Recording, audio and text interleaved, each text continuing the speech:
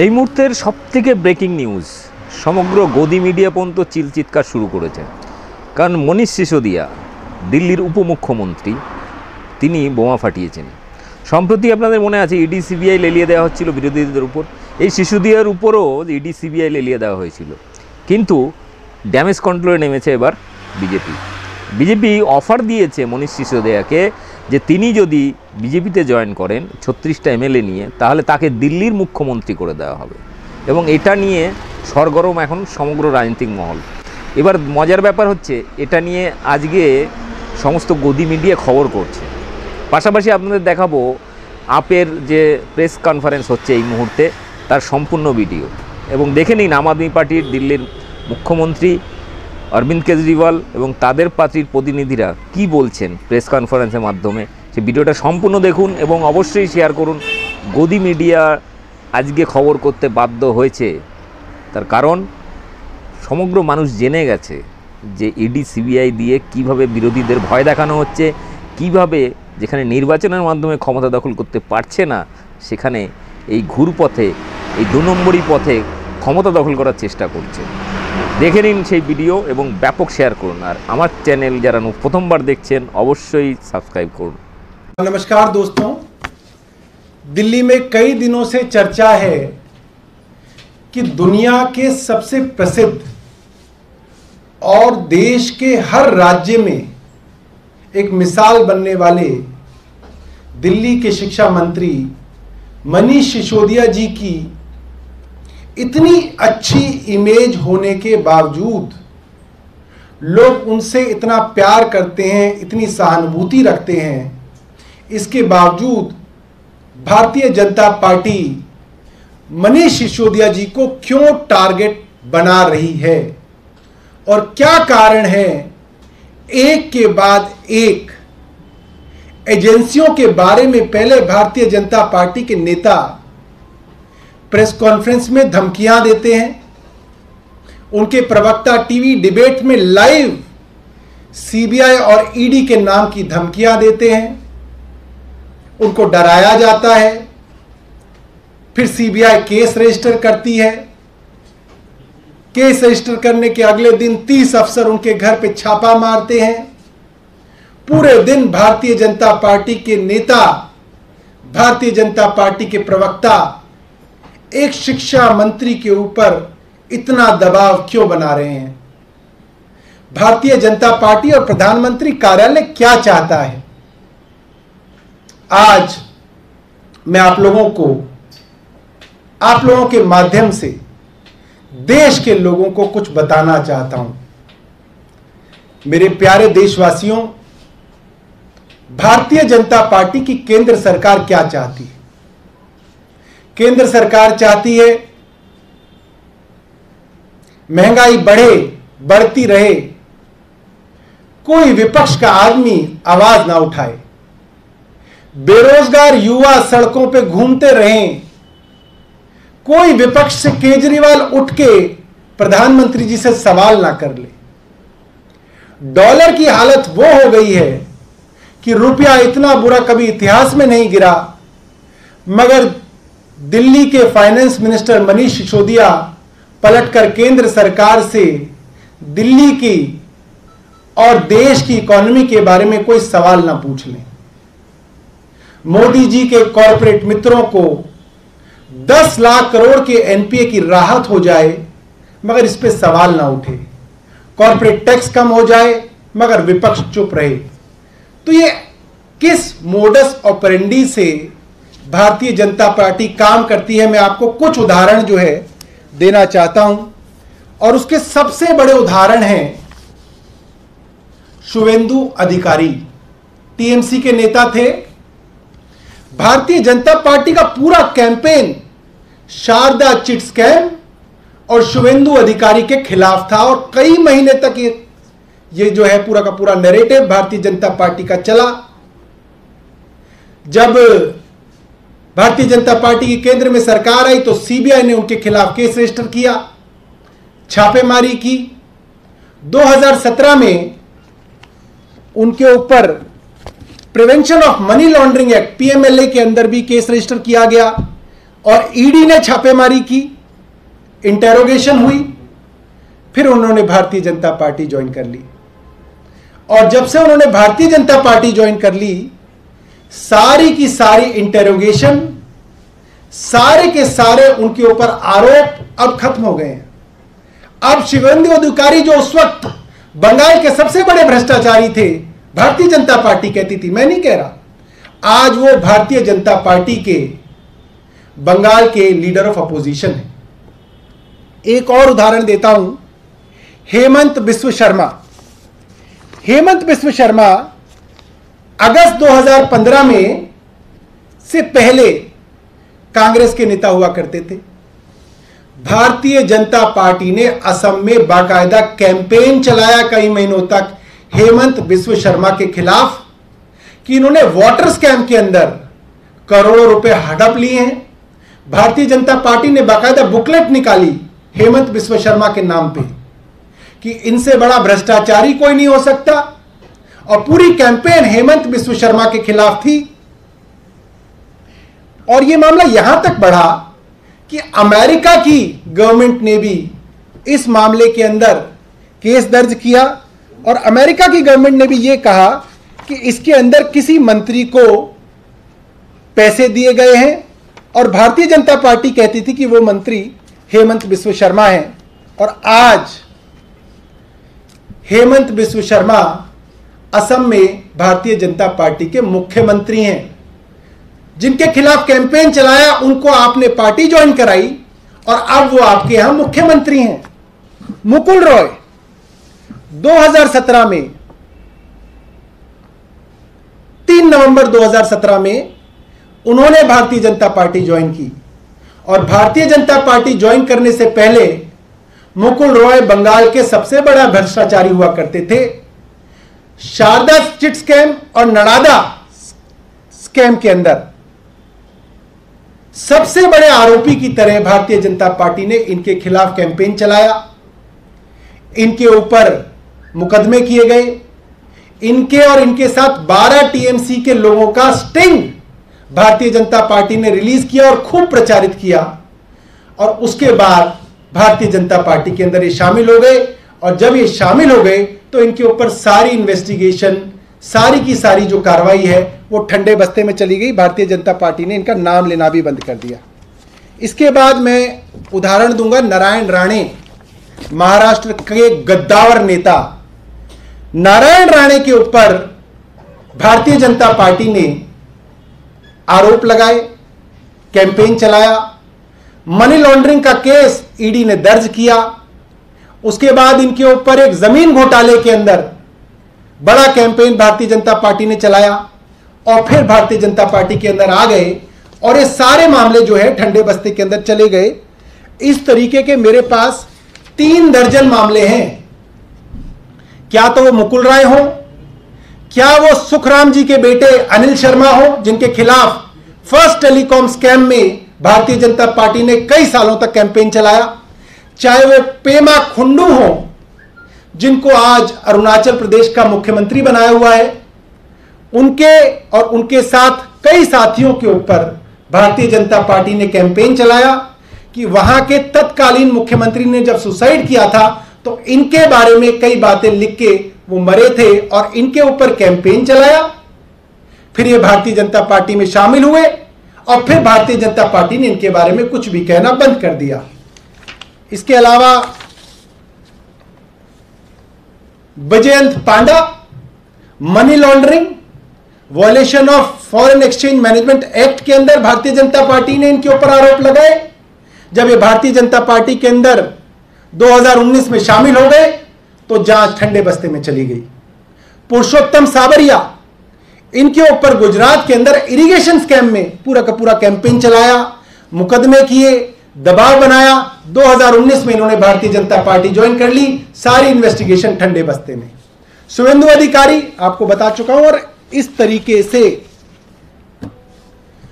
दर्जनों ऐसे बड़े बड़े नेता अलग अलग राज्यों में रहे हैं जिनके खिलाफ भारतीय जनता पार्टी की सेंट्रल लीडरशिप ने कैंपेन चलाया, ईडी और सीबीआई से मुकदमे दर्ज कराए, उनके घर और उनके साथियों पर छापे डलवाए, उनको बदनाम किया, और उसके बाद वो जब भारतीय जनता पार्टी में आ गए तो वो दूध से नहाकर भारतीय जनता पार्टी की वॉशिंग मशीन में धुलकर बिल्कुल साफ सुथरे बाहर निकले।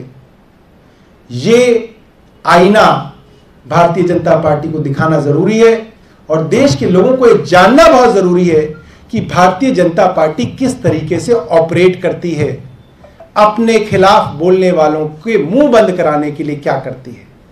आज दिल्ली के उप मुख्यमंत्री ने यह खुलासा किया कि उनके ऊपर जो सीबीआई की, ईडी की धरपकड़ हो रही है, उससे संबंधित उनको एक मैसेज आया है भारतीय जनता पार्टी से। भारतीय जनता पार्टी ने कहा है, आप भाजपा में आ जाइए, आपके सारे केस हम सुलट लेंगे। सोचिए भारतीय जनता पार्टी आज किस हद तक गिर चुकी है। और मनीष सिसोदिया जी ने क्या कहा, मुझे लगता है जिन लोगों ने मनीष सिसोदिया के नाम का मजाक उड़ाया, उनके नाम के साथ जुड़े हुए सिसोदिया शब्द का मजाक उड़ाया,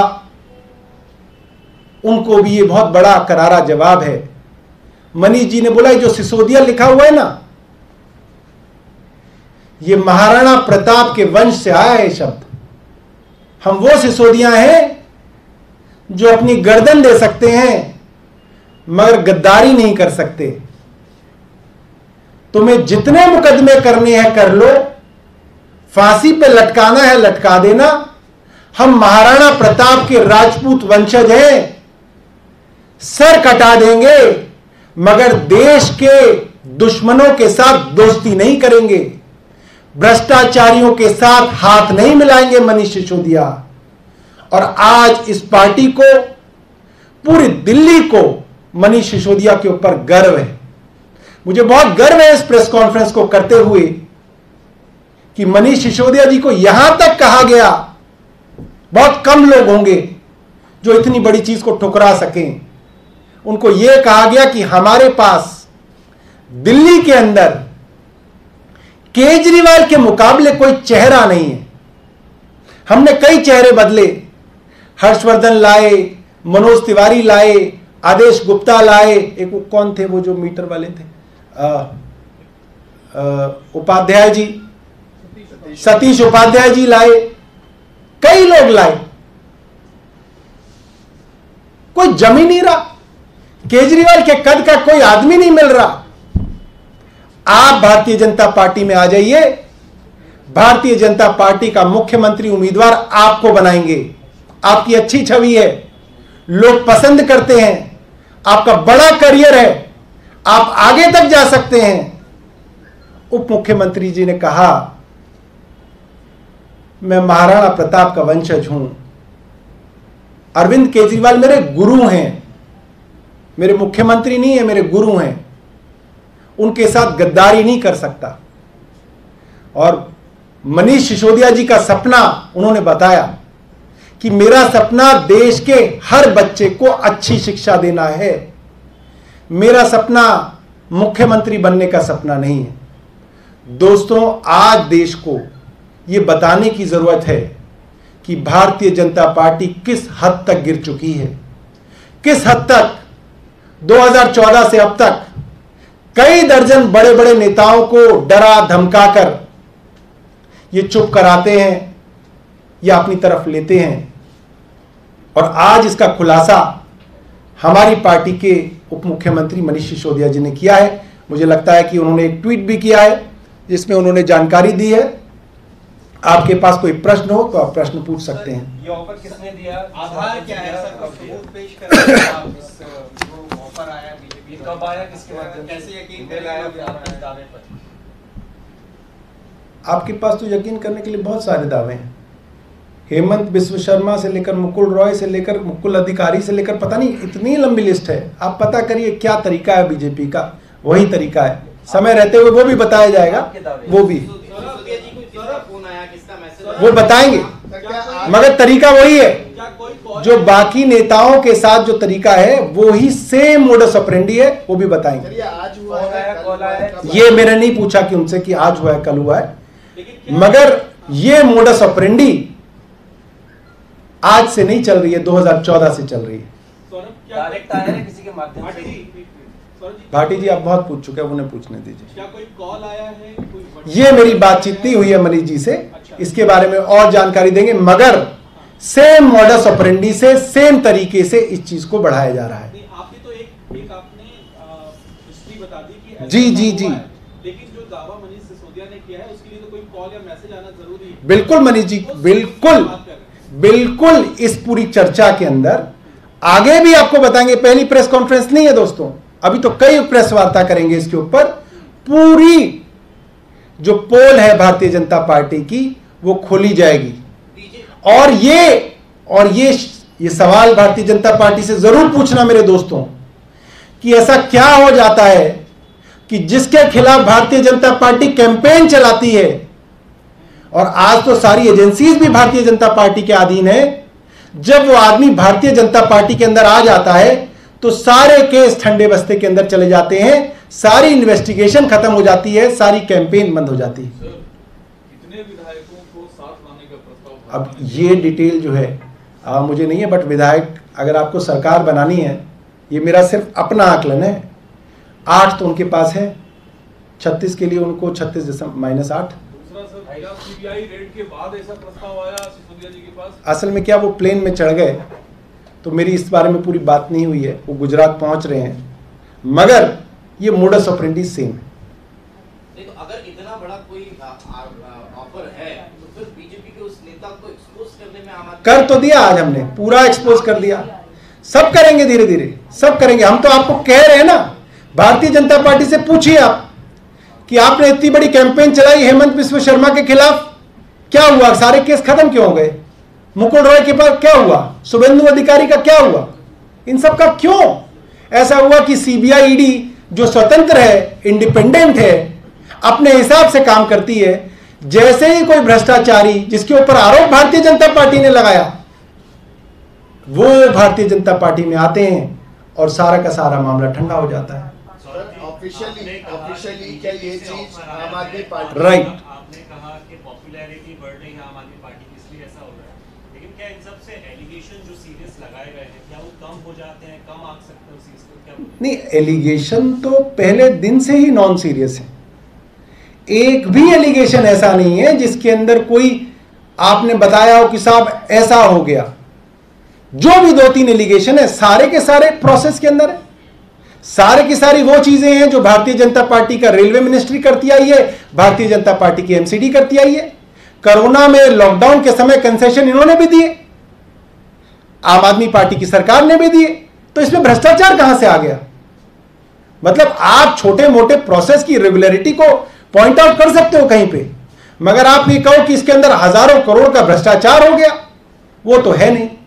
अगर ये पॉलिसी किसी तरीके से फेल की गई और किसी को करोड़ों का फायदा पहुंचाया गया, तो वो उस वक्त के एलजी ने किया, उन्होंने पॉलिसी को हां करके एन मौके पे उसको पलटा है। सर, भाजपा आम आदमी पार्टी के ऐसे ही सभी लीडर को क्यों टारगेट कर रही है जो पार्टी में 1, 2, 3, 4, 5 का हैसियत रखता है?